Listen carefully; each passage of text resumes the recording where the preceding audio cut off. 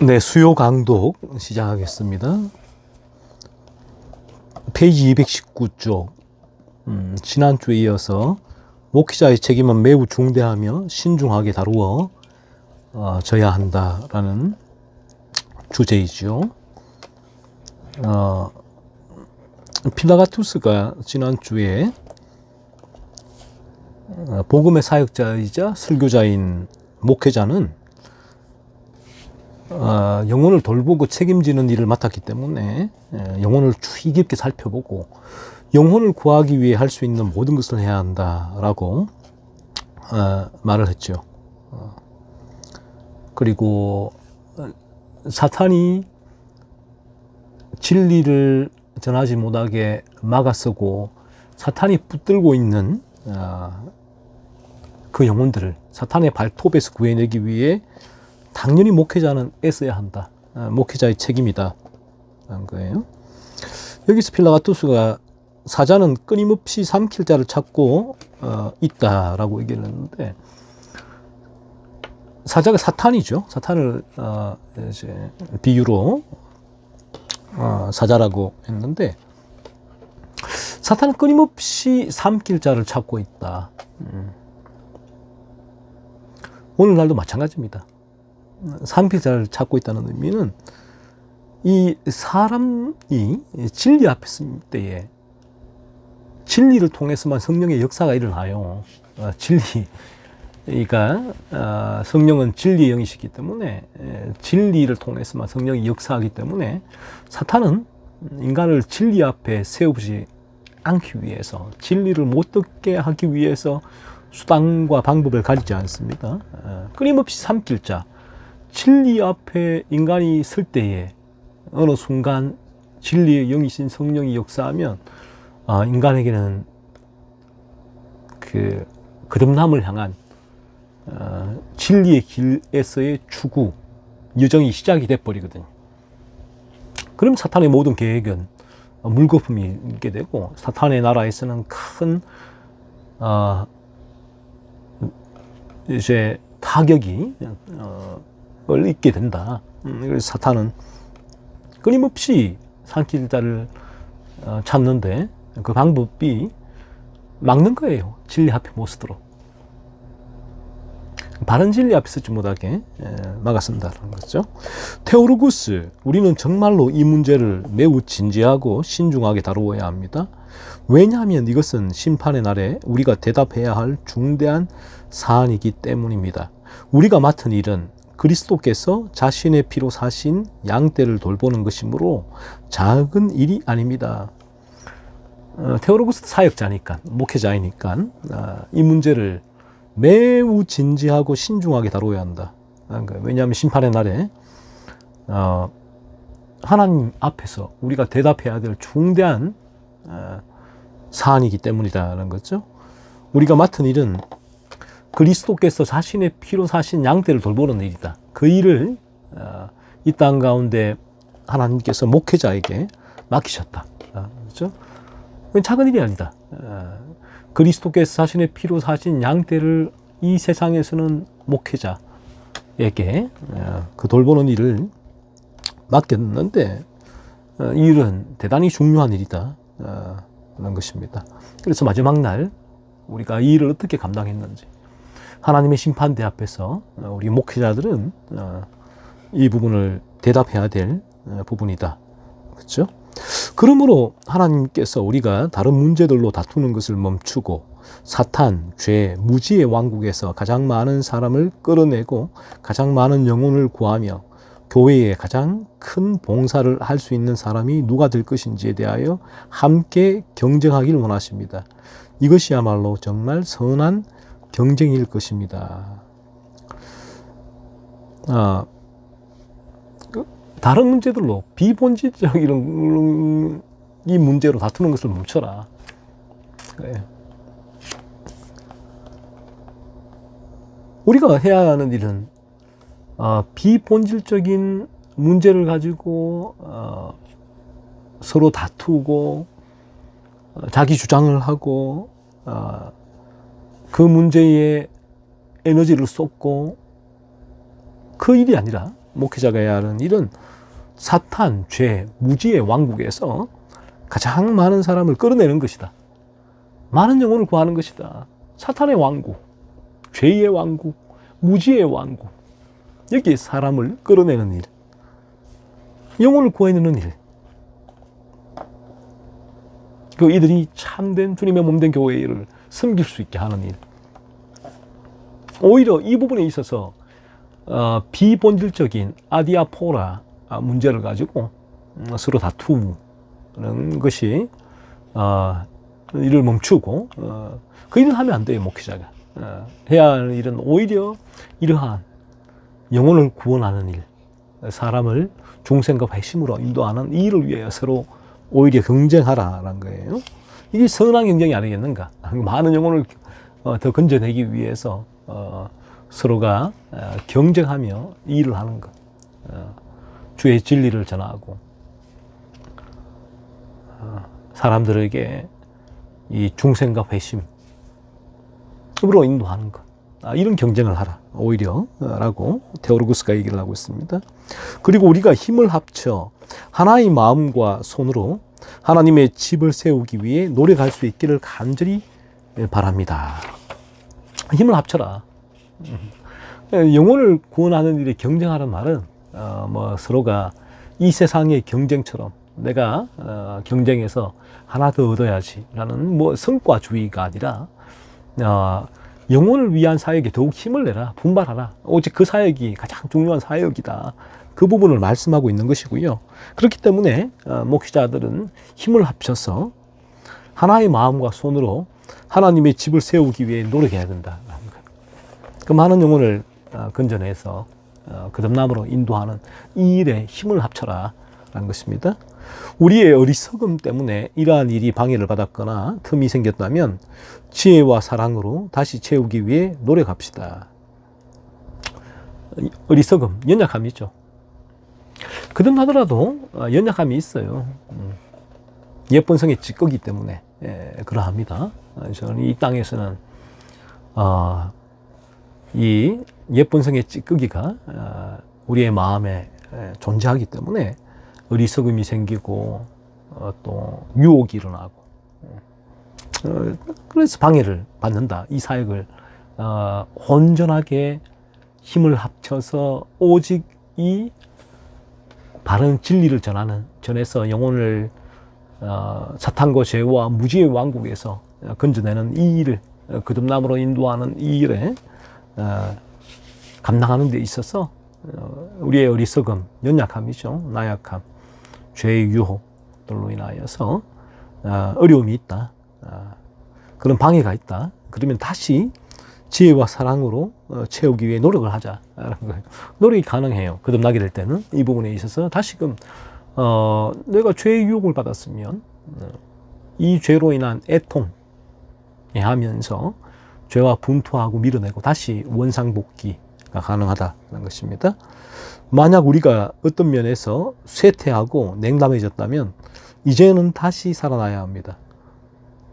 우리가 자신을 격려하여 다른 사람들도 격려할 수 있게 합시다.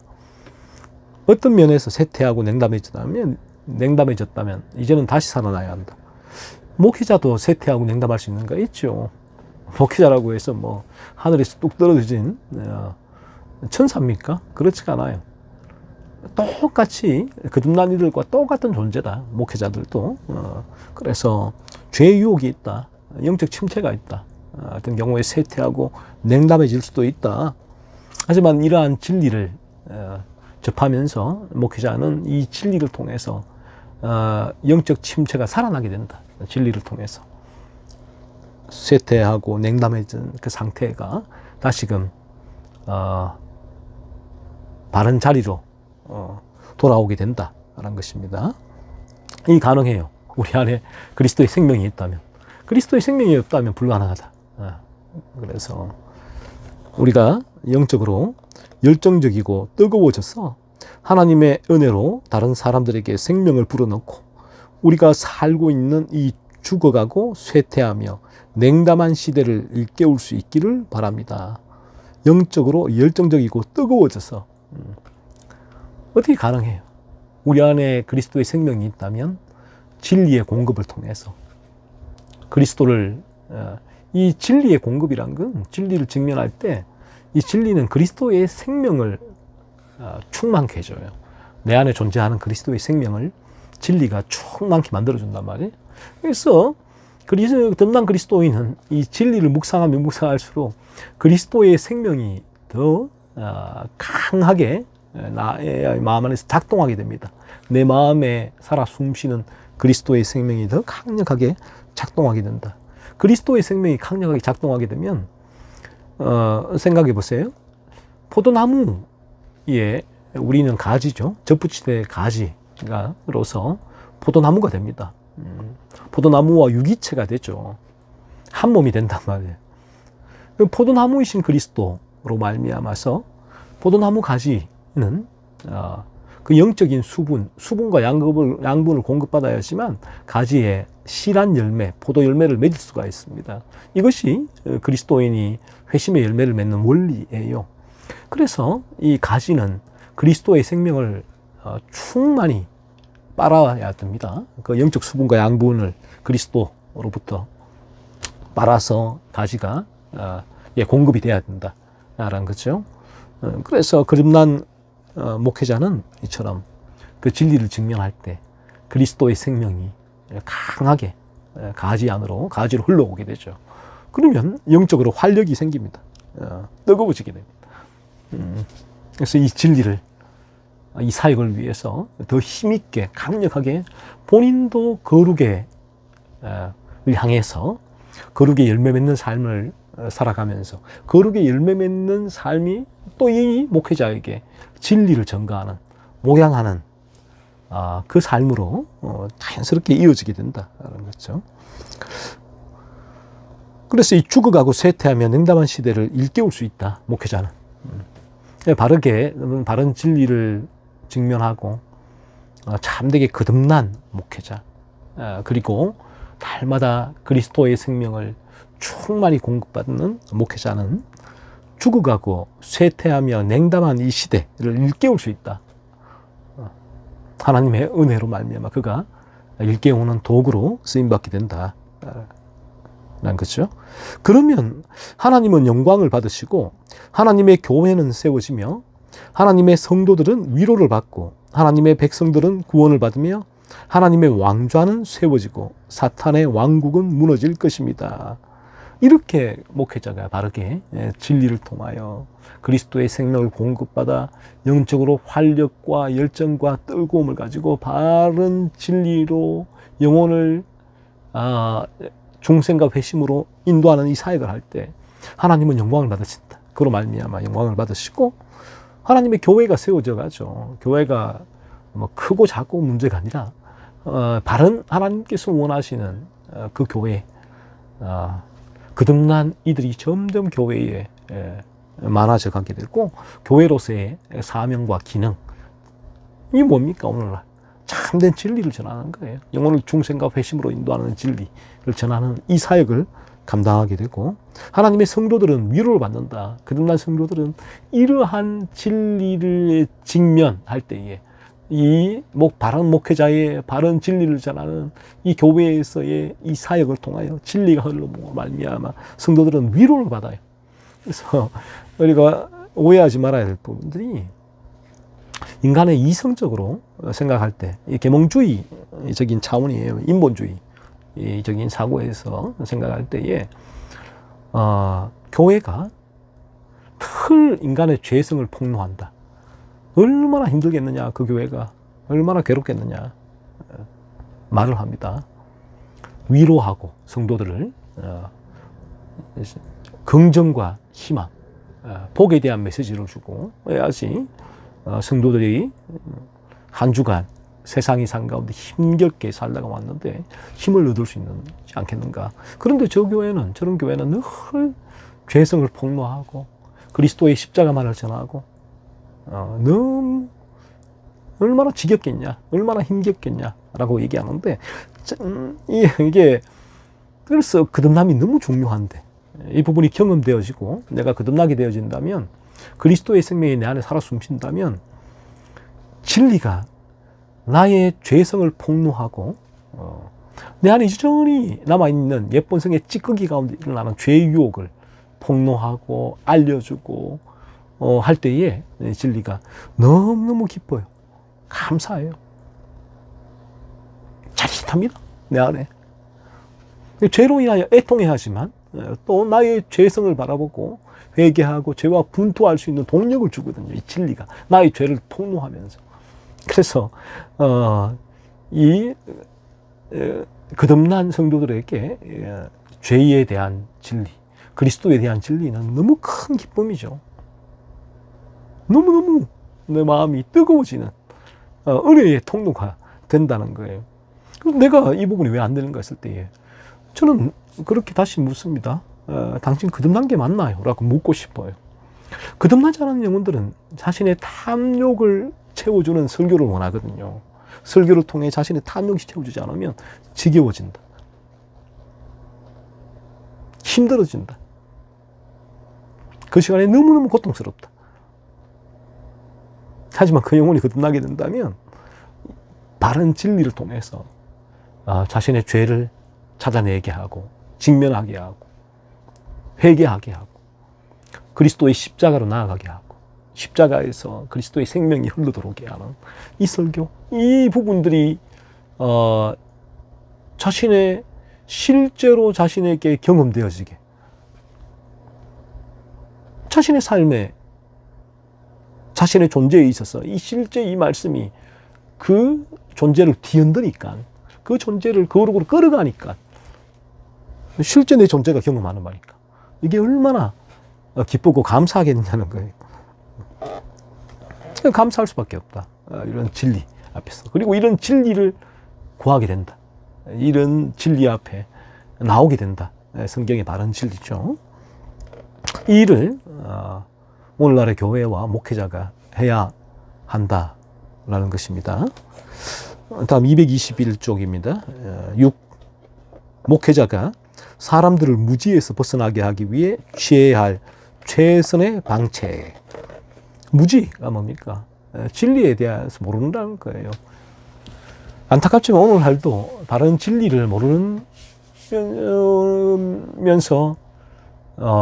오랫동안 교회 생활을 한 분들이 대단히 많이 있습니다. 많아요. 무지한 교인들이 너무 많다라는 거예요. 성경에서 전하고 있는 바른 진리가 아니라 저는 이 부분들을 인간이 고안해내고 조작해낸 진리에 가깝다라고 보는데 이러한 거짓된 진리를 속에서 붙들고 본인이 성경을 1년에 10독을 하고 매일 큐티를 하기 때문에 나는 성경을 너무 잘한다라고 여기지만 사실은 성경에 무지하다라는 거예요. 그런 매일 큐티를 하는 것과 성경을 10독을 하는 것, 그 부분이 오히려 성경의 바른 진리 가운데 그렇게 성경을 읽고 묵상하지 않으면 성경은 오히려 영혼을 더욱더 완고하게 만들어 버린다라는 거예요. 오늘날 이단과 사이비들도 다 성경 들고 있지 않아요? 다들 성경에서 다 시작하지 않아요. 그래서 목회자가 사람들을 무지에서 벗어나기 위한 최선의 방책이 뭔가 하는 거예요. 필라가투스, 당신이 말한 것을 이루기 위한 가장 좋은 방법은 무엇이라고 생각합니까? 이 질문이 그 질문이죠. 사람들을 무지에서 벗어나게 하기 위해서 가장 좋은 방법은 무엇입니까? 라고 물었습니다. 테오로그스, 이것은 우리가 복음의 사역자이자 설교자로서 매우 열심히 노력해야 할 일입니다. 여기에는 근면함과 2배의 부지런함이 요구됩니다. 왜냐하면 사람들은 어디서나 무지하기 때문입니다. 사람들은 진리에 대해 무지해요.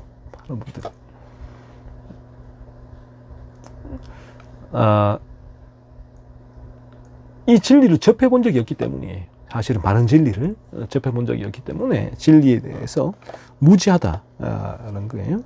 그래서 복음의 사역자는 해야 할 일이 많다, 바쁘다. 왜요? 사람들에게 바른 진리를 전해야 하기 때문에 그런 것이죠. 어떤 사람은 전혀 교육을 받을 수 없는 돌 같고, 다른 사람은 고집이 세고 완고합니다. 어떤 사람은 교리를 받아들이지만 실천하지 않으며, 또 어떤 사람은 고집스럽고 트집 잡기에 열중합니다. 이들을 다루는 것이 쉬운 일이 아니라고 생각하지 않습니까? 전혀 교육을 받을 수 없는 돌 같은 사람이 있고, 또 어떤 사람은 고집이 세고 완고하기도 하고요. 어떤 사람은 교리를 지성적으로 받아들이지만 그 교리가 삶 가운데 전혀 적용되지 않고 경험되지 않는 사람이 있는 반면에, 또 어떤 사람은 그냥 트집 잡기에 열중인 사람이 있다. 이러한 죄의 지배 가운데서 진리를 거부하고 진리를 밀어내고 진리와 무관한 자들을 다루는 것이 얼마나 어려운 일이겠는가 하는 거예요. 이 어려운 일이 목회자에게 맡겨졌다. 그래서 목회자는 영혼들을 이와 같이 잘 영혼들을 상태를 점검하면서 이들에게 진리를 전해야 되는데, 이처럼 목회자가 진리를 전하는 환경은 대단히 영혼들의 죄성 때문에 그래요. 죄의 지배 가운데 있는 죄악된 본성 때문에 진리가 전하기가 대단히 힘들다라는 것입니다. 사람들의 무질서를 개혁하고 그들을 질서 있게 만드는 것, 사람들의 영혼을 사탄의 왕국에서 구출하여 하나님께로 인도하는 것은 세상에서 가장 어려운 일입니다. 세상에 가장 어려운 일이 바로 영혼들을 사탄의 왕국에서 구출해내는 일이다. 대단히 어렵죠. 저도 진리를 전하지만 죄의 지배 가운데 있는 사람들은 꿈쩍하지를 않습니다. 비난하고 정죄하고 오히려 분노하기도 쉽지만 꿈쩍하지를 않아요. 그리고 이 일을 내가 할 수 있다면, 나의 능력으로 할 수 있는 일을 하면 그다지 그래도 내가 해야 될 일을 뭐 밤을 새고라도, 밥을 먹지 않고라도 해서 영혼이 거듭난다면 하겠지만, 이 부분은 내가 나의 능으로 할 수 있는 게 아니란 말이에요. 나는 진리를 전할 뿐이고 하나님의 은혜가 있어야 된다. 진리 가운데 성령이 역사해야 된다. 그래서 영혼들이 이 진리에 무관심하거나 진리를 거부하거나 진리를 지성적으로 받아들일 경우에 대단히 어렵죠. 정말 때로는 참 이 자괴감이 느껴질 때도 많고, 진리를 전하면서 어떻게 저렇게 어떤 변함이 없을까, 일관될까 라는 생각이 들기도 하고 들 때도 있고, 대단히 아주 어려운 일이다라는 것입니다. 이 일은 우리는 이 일을 끝없는 작업, 무한한 고통, 모든 일 중에서 가장 힘든 노동이라고 말합니다. 나는 이 일을 생각하는 것만으로도 두려워집니다. 왜냐하면 사람들은 너무나 완고하고 고집이 세서 아무런 질서도 따르려 하지 않기 때문입니다. 그들은 하나님의 지배를 받지 않으려 하고 하나님의 말씀에 의해 통제되려 하지 않습니다.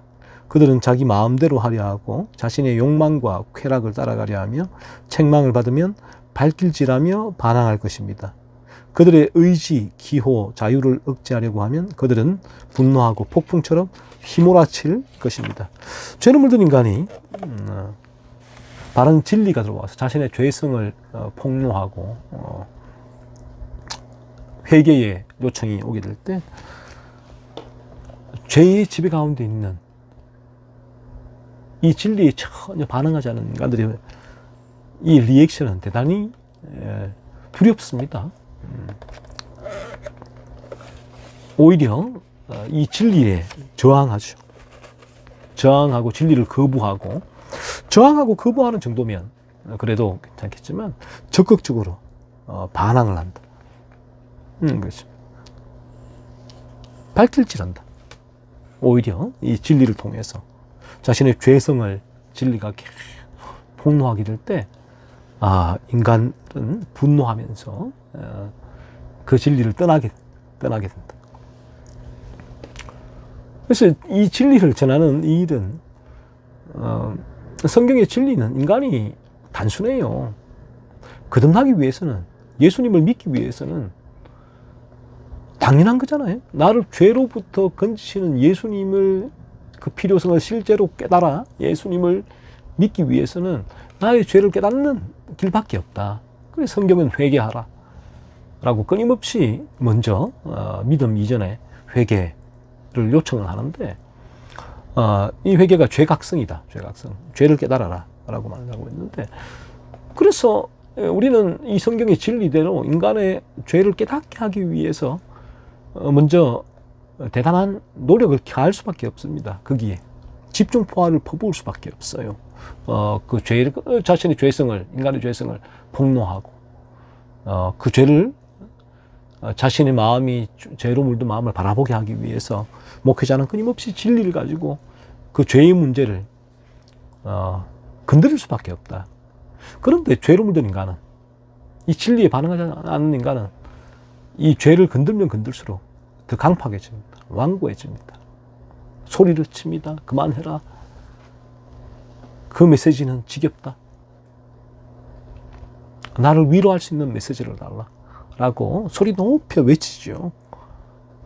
그래서 이런 메시지를 전하는 이들을 분노합니다. 마치 그 옛날 예레미야가 이스라엘이 바벨론의 포로로 잡혀갈 것이라고 했을 때에 이스라엘 백성들이, 유대인들이 예레미야 선지자를 미워하며 죽이려고 하고 구덩이에 던지고 얼마나 암살 시도도 많이 했잖아요.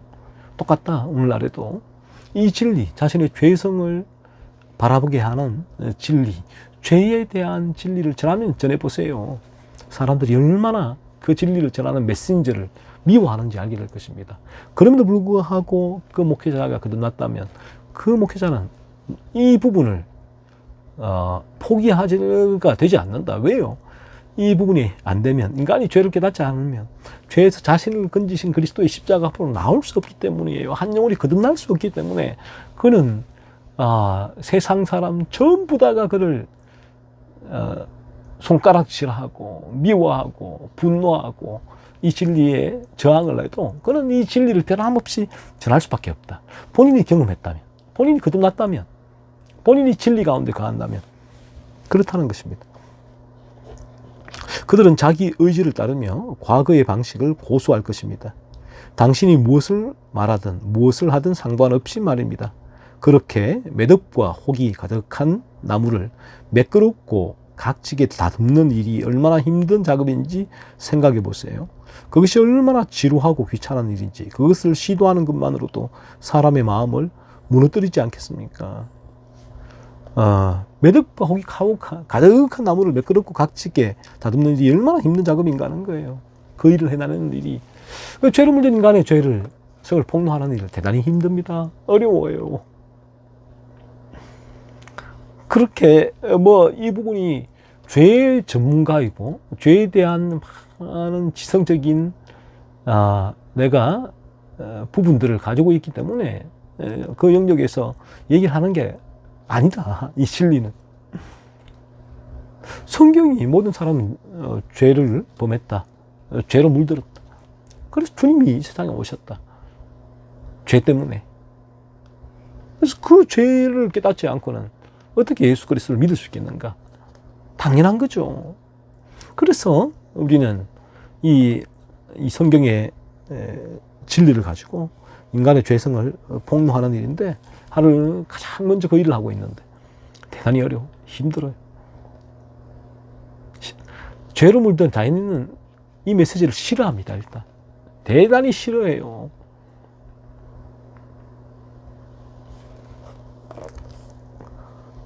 하지만 진리가 바르게 작동하면 여러분 이 메시지가 송이 꿀처럼 들릴 거예요.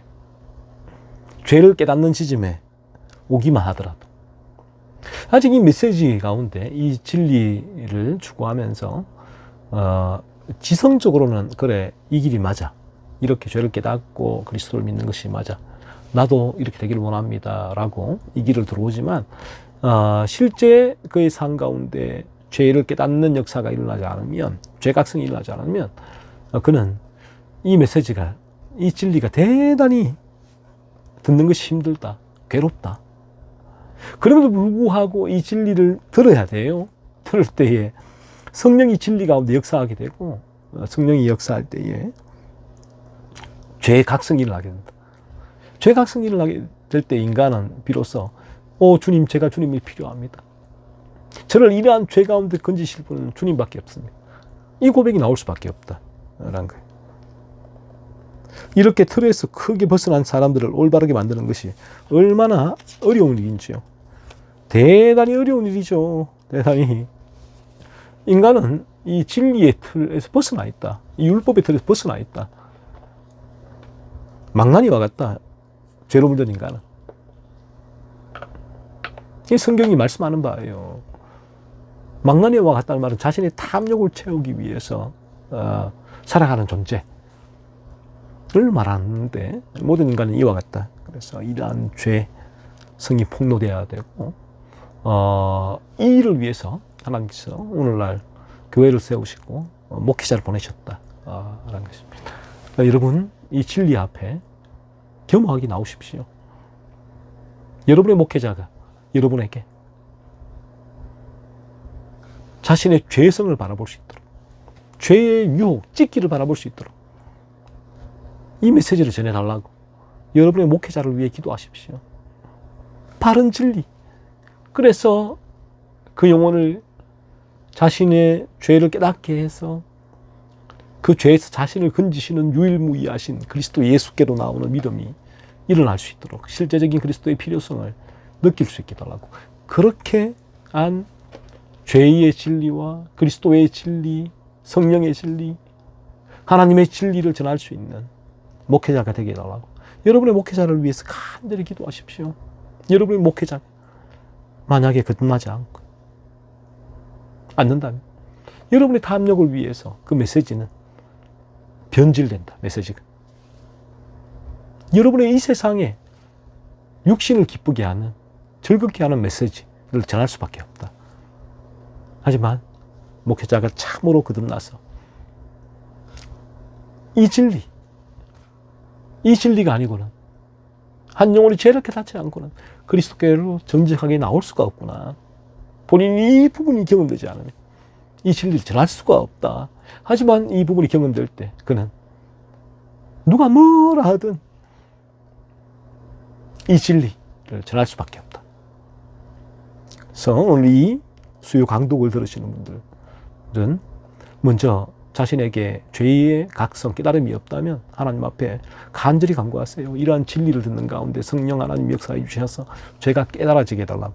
죄를 깨달은 분들, 죄각성이 오신 분들은 그리스도를 바라보십시오. 십자가를 바라보십시오. 주님, 저를 이 죄의 집에서 건져주옵소서.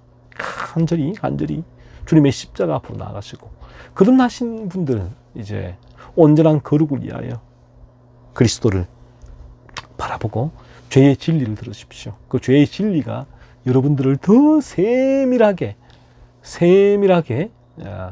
여러분들에게 거룩을 향하여 나아갈 수 있도록 여러분의 그 걸음이 진리 가운데 거룩을 향하여 나아갈 수 있도록 설정해 줄 것입니다. 그래서 이 진리를 통해서 오늘 다시 한번 하나님의 교회와, 주님의 몸된 교회와 목회자는 오직 이 진리, 영혼을 중생과 회심으로 인도하는 진리의 통로가 된다라는 사실을 명심하고 여러분의 목회자와 교회를 위해서 간절히 기도하시기 바랍니다.